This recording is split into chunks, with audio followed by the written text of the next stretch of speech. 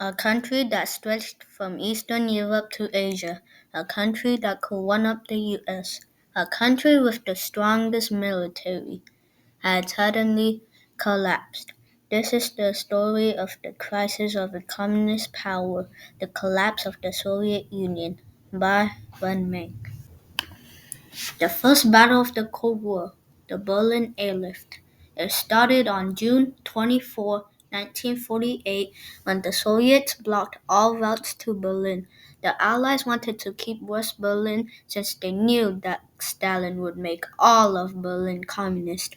So the Allies decided to use airplanes as transportation. The Berlin Airlift was only supposed to be a short time, but it lasted around a year. Finally, on May 12, 1949, the Soviets opened the routes, so now the Allies can get to West Berlin. This event started the tensions in Berlin and between the US and the Soviet Union. How all of Asia almost became communist. The Berlin Airlift made it clear there are only two choices.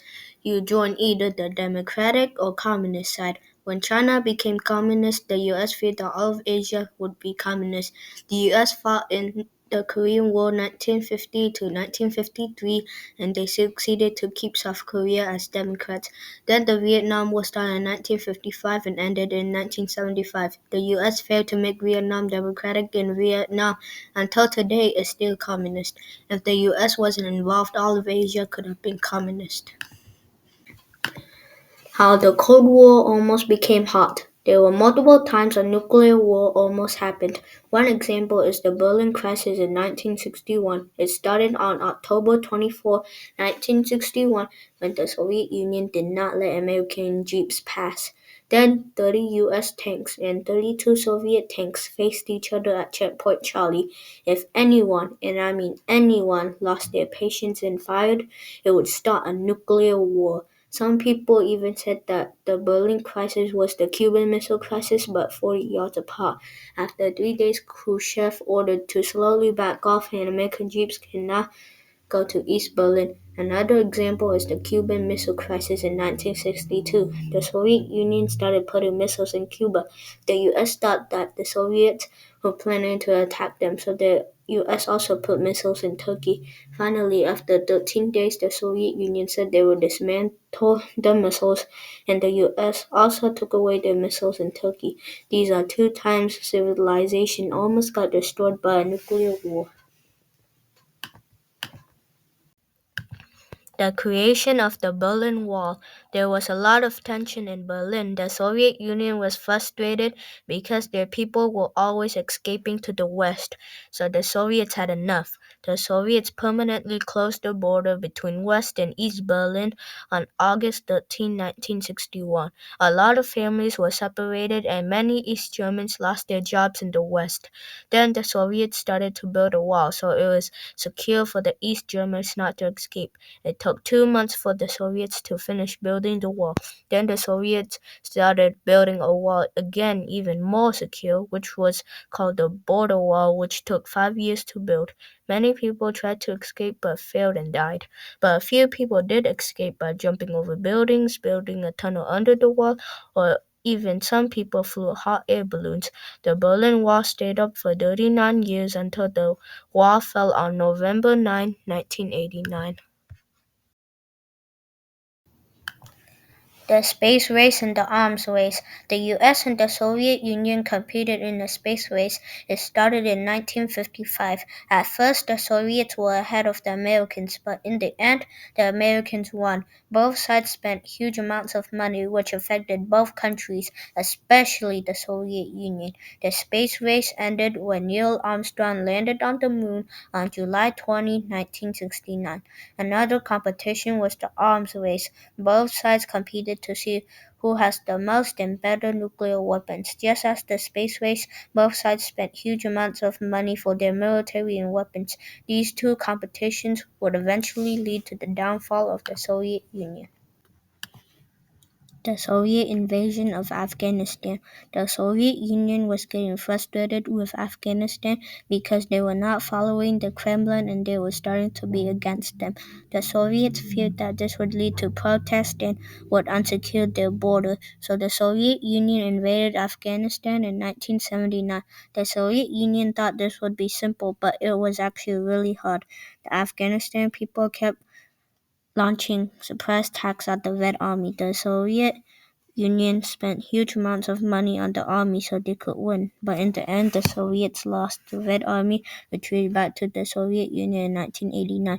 This was really embarrassing for the Soviets and they had to spend so much money on the military that it didn't have that much money on the economy.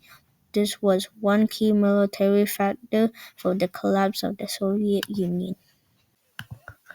Mikhail Gorbachev being president. When Mikhail Gorbachev came to power in 1985, he wanted to reform the Soviet Union, so he issued perestroika and glasnost.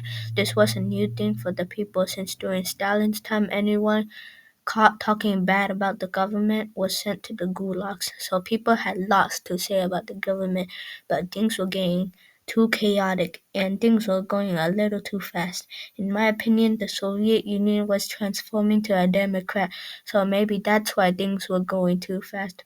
Some of Mikhail Gorbachev's decisions were part of the reason why the Soviet Union collapsed.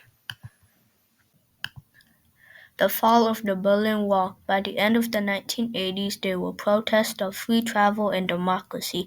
This shook Soviet officials because they didn't know what to do, so they decided to permit free travel. When they announced that, there was a misunderstanding and all of the East Germans went to the Berlin Wall.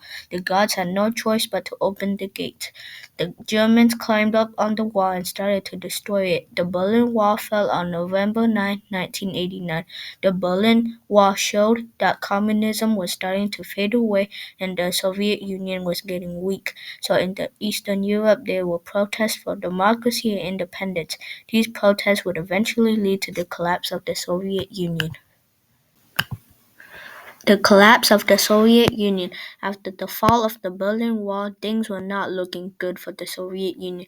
There was lots of protest in Eastern Europe, and that was making the Soviet Union weak. So on Christmas Day, December 25th, 1991, Gorbachev resigned as president of the Soviet Union, and the Soviet Union peacefully collapsed that day. The aftermath and the impacts. The Soviet Union broke up into 15 independent countries, which are the five Stan countries: Armenia, Azerbaijan, Belarus, Estonia, Georgia, Latvia, Lithuania, Moldova, Russia, and Ukraine. Some of them successfully transformed to democrats, but most of them suffered the consequences. After the collapse of the Soviet Union, crimes, conflicts, and poverty grew. Most governments became unstable and were dangerous to live in. A lot of conflicts arose too. One example is the breakup of Czechoslovakia, which broke up into Czech Republic and Slovakia.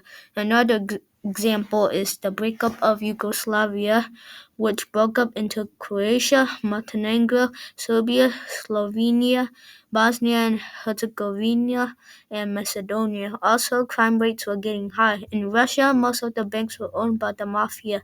The fall of the Soviet Union ended the Cold War, and the US was the only superpower in the world. This also made China the most dominant communist country in the world. The fall of the Soviet Union made communism and the Warsaw Pact more weak, and some of the countries that got independence from the Soviet Union joined NATO, which helped NATO to be stronger. Because of the fall of the Soviet Union, Russia invaded Crimea and now Ukraine because Putin wants the Soviet Union back. The collapse of the Soviet Union not only affected Europe, but the whole entire world. My final thoughts. In my opinion, the Soviet Union never showed true communism. Communism is supposed to be no poor or rich people and also a more equal society. After Stalin's regime, the Soviet Union didn't show communism. They showed dictatorship and being selfish. In my opinion, the government was treating their people like slaves. Even if Mikhail Gorbachev tried to transform the Soviet Union, it was too late. In conclusion, the Soviet Union never showed communism, they showed dictatorship and selfishness.